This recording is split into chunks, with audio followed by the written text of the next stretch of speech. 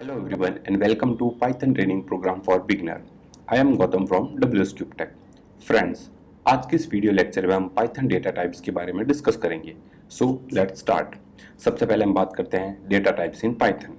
There is 6 data type in Python. यानी Python के अंदर 6 तरह के डेटा टाइप्स अवेलेबल है, जिसमें सबसे फर्स्ट है मेरा number, then string, then list, then tuple, then dictionary and last है मेरा सेट. अब हम इन सब डेटा टाइप के बारे में एक एक करके डिस्कस करते हैं. सबसे पहले हम बात करते हैं नंबर टाइप के बारे में. Number data type store numerical values which are integer, float and complex. यानी जो नंबर डेटा टाइप होता है वो हमारी न्यूमेरिक वैल्यू को क्या करता है, स्टोर करवाता है, जिसमें इंटीजर, फ्लोट और कॉम्प्लेक्स नंबर होते हैं. यस, पाइथन कॉम्प्लेक्स नंबर को भी सपोर्ट करता है. इंटीजर का मतलब हो गया प्योर नंबर, जैसे 5, 6, 7, 8, 9 एंड 10 इस तरह से. एंड फ्लोट का मतलब हुआ जो पॉइंट की वैल्यू होती है, जैसे 2.5, 2.1, 2.6 इस तरह की जो भी वैल्यू होती है वो फ्लोट के अंदर कंसीडर होती है. देन कॉम्प्लेक्स, जिसमें दो नंबर होते हैं, एक तो रियल नंबर होता है मेरा और दूसरा मेरा इमेजिनरी नंबर होता है. सबसे पहले मैंने एक वेरिएबल लिया a = 5 जो कि क्या है, मेरा इंटीजर है. देन b = मैंने डिक्लेयर किया 5.1 जो कि क्या है, मेरा फ्लोट नंबर है. देन c = लिखा मैंने 2.5j जहां मेरा 2 रियल नंबर है और 5 मेरा क्या है, इमेजिनरी नंबर है. अब मैं क्या करूंगा, अगर मुझे किसी भी वेरिएबल का डेटा टाइप चेक करवाना है तो टाइप फंक्शन आता है जिसकी हेल्प से हम उसका डेटा टाइप क्या कर सकते हैं, चेक कर सकते हैं. देन मैंने लिखा प्रिंट टाइप पैरेंथेसिस में a. तो a का जो भी डेटा टाइप है वो आउटपुट में आ जाएगा. देन मैंने b के लिए किया ये ऑपरेशन और देन मैंने किसके लिए किया, c के लिए किया. इसका आउटपुट कुछ इस तरह से आएगा. Output equal to class integer, यानी जो इंटीजर नंबर होते हैं उनकी जो क्लास होती है वो कौन सी होती है, मेरी इंट क्लास होती है. फ्लोट के लिए कुछ जो क्लास होती है वो मेरी फ्लोट क्लास होती है और कॉम्प्लेक्स के लिए मेरी जो क्लास होती है वो होती है कॉम्प्लेक्स क्लास. अब हम क्या करते हैं, ये जो एग्जांपल लिया है हमने यहाँ पे, इस एग्जांपल को हम अपने आईडी पे परफॉर्म करवाते हैं. So let's move on. सबसे पहले मैंने एक वेरिएबल लिया a = इसमें लिखा 5. ये मेरा क्या है, इंटीजर नंबर है. देन मैंने लिखा b = 4.3 जो कि क्या है, मेरा एक फ्लोट नंबर है. देन मैंने लिखा c = 3 + 6j जो कि क्या है, मेरा एक कॉम्प्लेक्स नंबर है. देन मैंने लिखा यहाँ पे प्रिंट टाइप a. तो ये क्या करेगा, आउटपुट में मुझे जो a वेरिएबल है उस वेरिएबल के अंदर जो भी डेटा टाइप अप्लाई हुआ है या जिस डेटा टाइप का वो वेरिएबल है वो आउटपुट में मुझे दे देगा. देन मैंने लिखा b के लिए ये ऑपरेशन परफॉर्म करवाया और देन मैंने किसके लिए करवाया, c के लिए परफॉर्म करवाया. अब मैं इस प्रोग्राम को अपने टर्मिनल पे एग्जीक्यूट करता हूँ. तो मैंने यहाँ लिखा python 3 basic.py और एंटर दिया. तो आउटपुट में क्या है, मेरा क्लास इंट, क्लास फ्लोट और क्लास कॉम्प्लेक्स जो कि क्या है, मेरी हर एक वेरिएबल का अलग अलग डेटा टाइप्स है. अब हम बात करते हैं इसके नेक्स्ट डेटा टाइप के बारे में जो कि क्या है, मेरा स्ट्रिंग है. String is sequence of character, यानी कोई भी सीक्वेंस ऑफ कैरेक्टर होता है, चाहे वो कैरेक्टर अल्फाबेट से बना हुआ हो, चाहे स्पेशल कैरेक्टर हो, चाहे या वो नंबर से बना हुआ जैसे 1 2 3. उनका जो सीक्वेंस होता है वो क्या कहलाता है, मेरा स्ट्रिंग कहलाता है. We can use single quotation और double quotation to represent strings. यानी मुझे अगर किसी भी स्ट्रिंग को रिप्रेजेंट करना है तो मुझे उसको सिंगल कोटेशन या डबल कोटेशन में डालना जरूरी है, क्योंकि अगर आपने सिंपल लिख दिया तो वो किसके लिए हो जाएगा, मेरा इंटीजर के लिए. तो इसलिए उन दोनों का जो डिफरेंस होता है वो इसी से पता चलता है. यानी जो स्ट्रिंग होती है वो सिंगल या डबल कोटेशन के अंदर आती है और जो मेरा इंटीजर है वो किसके अंदर आता है, मेरा किसी के भी अंदर नहीं. यानी सिंपल आपको लिखना हो तो फॉर एग्जांपल a = आपने लिखा 5 तो ये मेरा इंटीजर है. अगर आपने ये लिखा a = सिंगल कोटेशन में 5, यहाँ पे a क्या है, मेरा स्ट्रिंग है. पाइथन के अंदर एक और कोटेशन भी डिनोट होता है स्ट्रिंग के लिए, वो होता है triple quotation. Multi line string can be denoted using triple quotation. यानी अगर मुझे कोई एक ऐसी स्ट्रिंग क्रिएट करनी है जो कि क्या है, मेरी मल्टीपल लाइन के लिए है, तो मैं क्या यूज लूंगा, ट्रिपल कोटेशन यूज में लूंगा. देन मैंने एक वेरिएबल लिया a = WSCubeTech जो कि क्या है, मेरा सिंगल कोटेशन के अंदर है. देन मैंने लिखा b = डबल कोटेशन के अंदर WSCubeTech और c = लिखा. अब ये जो c है वो मेरा क्या है, ट्रिपल कोटेशन के अंदर है और साथ ही साथ ये किसके अंदर है, मल्टीपल लाइन के अंदर है. तो जब भी अगर मुझे मल्टीपल लाइन का कोई स्ट्रिंग जनरेट करनी है या कोई स्ट्रिंग लिखनी है तो उसके लिए मैं क्या यूज लूंगा, ट्रिपल कोटेशन यूज में लूंगा. तो मैंने लिखा c = triple quotation this is, फिर नेक्स्ट लाइन में पाइथन, फिर नेक्स्ट लाइन में प्रोग्रामिंग और उनके बीच में एक स्पेस भी जनरेट करवाता रहा मैं. तो जैसे ही मैं इन तीनों को प्रिंट करवाऊंगा तो आउटपुट मेरा कुछ इस तरह से आएगा। WS क्यूब टैग आ गया, बी भी प्रिंट हो गया।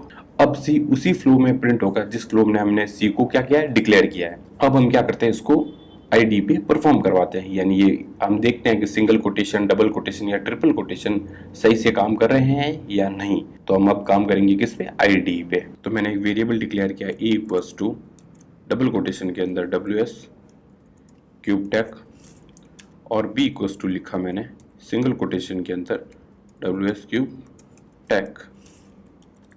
देन मैंने एक और वेरिएबल लिया, सी इक्वल्स टू लिखा मैंने ट्रिपल कोटेशन के अंदर वेलकम टू WS क्यूब और फिर यहाँ पे लिखा टैग और फिर यहाँ पे लिख दिया मैंने जोधपुर। अब ये तीनों वेरिएबल मैंने डिक्लेयर कर दिए। अब मैं इन तीनों को क्या करवाऊंगा, प्रिंट। सबसे पहले मैंने करवाया प्रिंट ए, देन मैंने करवाया प्रिंट बी और देन मैंने प्रिंट करवाया सी। अब इन प्रोग्राम को क्या करूंगा, मैं एग्जीक्यूट करवाता हूँ इस प्रोग्राम को। एंड मैंने यहाँ पे लिखा पाइथन 3 basic.py और एंटर दिया। तो जो दो स्ट्रिंग थी, जो सबसे पहली ए और बी, वो एज इट इज प्रिंट होगी, उसमें कोई प्रॉब्लम नहीं हुई। अब जैसे मल्टीपल लाइन के लिए जो भी किया मैंने, तो उसी फ्लो में आउटपुट प्रिंट होगा जिस फ्लो में मैंने क्या लिखा, इनपुट के अंदर स्ट्रिंग बनाई है। एंड मोस्ट इंपॉर्टेंट, नंबर और जो स्ट्रिंग है वो मेरा क्या है, इम्यूटेबल डेटा टाइप से, यानी एक बार जो भी मैंने उसके अंदर डिक्लेयर कर दिया उसकी वैल्यू, अब मैं उस वैल्यू को बार बार चेंज या उसको मॉडिफाई नहीं कर सकता हूँ। तो ये तो था मेरा स्ट्रिंग। अब हम बात करते हैं इसके नेक्स्ट डेटा टाइप के बारे में, जो कि है मेरा list. List is ordered sequence of element, यानी जो लिस्ट के जो एलिमेंट होते हैं वो क्या होता है, ऑर्डर सीक्वेंस के अंदर होते हैं। And it is one of the most used data type in Python. और साथ ही साथ लिस्ट जो है सबसे ज़्यादा यूज होने वाला डेटा टाइप है पाइथन के अंदर। और साथ ही साथ लिस्ट बहुत ज़्यादा फ्लेक्सिबल भी है।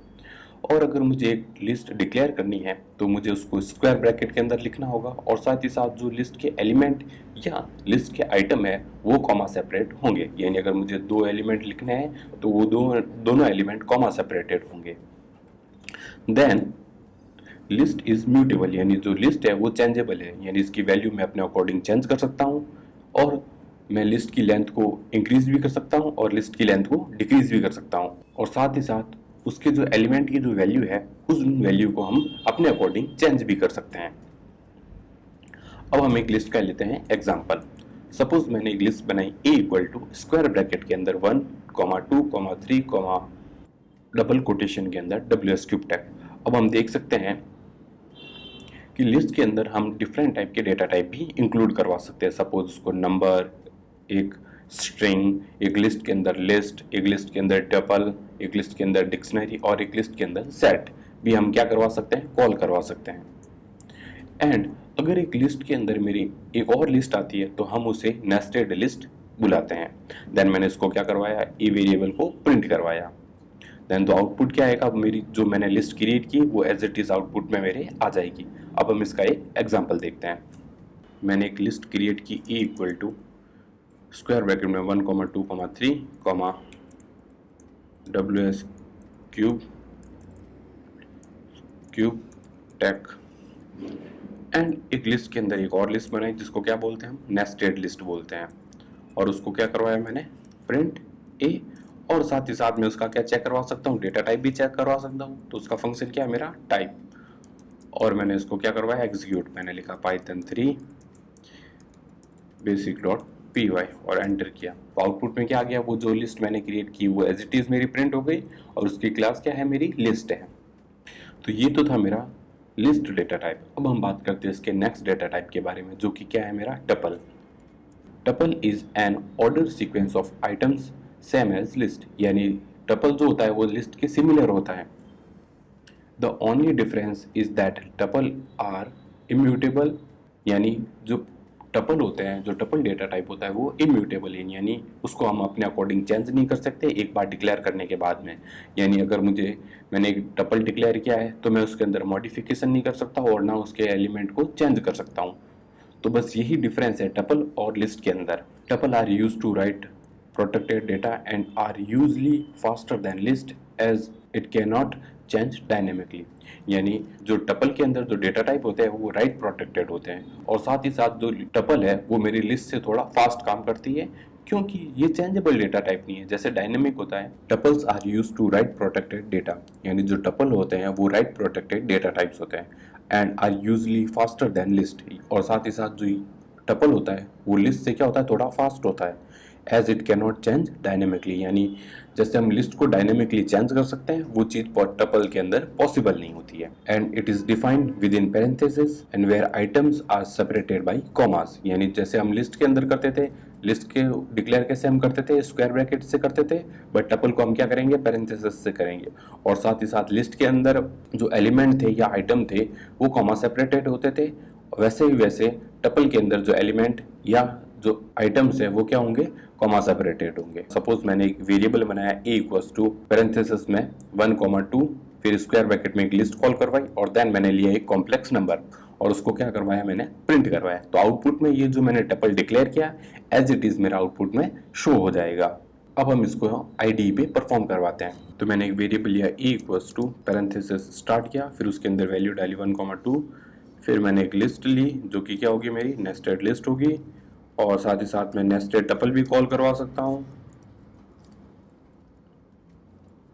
और अब मैंने क्या करवाया, प्रिंट a, और साथ ही साथ क्या करवाया, प्रिंट टाइप, यानी ए का मुझे अगर डेटा टाइप देखना है तो मैं क्या यूज लूंगा, टाइप फंक्शन यूज लूंगा।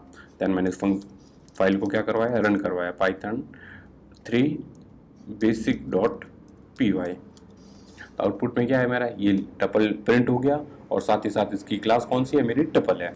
तो ये तो था मेरा टपल डेटा टाइप। अब हम बात करते हैं इसके नेक्स्ट डेटा टाइप के बारे में, जो कि क्या है, मेरा डिक्शनरी है। Dictionary is an unordered collection of की वैल्यू पेयर, यानी जो डिक्शनरी होती है वो की और वैल्यू के पेयर के साथ अनऑर्डर वे में स्टोर होती है। जैसे अगर हम लिस्ट, टपल और स्ट्रिंग की बात करें तो उसमें क्या होता था, जो डेटा टाइप है उसके अंदर सिर्फ वैल्यू आती थी, उसके साथ कभी की ऐड नहीं होती थी। बट डिक्शनरी में हम क्या करते हैं, की और वैल्यू दोनों ऐड करवाते हैं। It is generally use when we have huge amount of data, यानी डिक्शनरी का यूज हम तब करते हैं जब हमारे पास बहुत ज्यादा डेटा हो, तब हम क्या यूज लेते हैं, डिक्शनरी यूज लेते हैं। Dictionaries are optimized for retrieving data, यानी डिक्शनरी जो है वो रिट्रीविंग डेटा के लिए बहुत ज्यादा ऑप्टिमाइज है।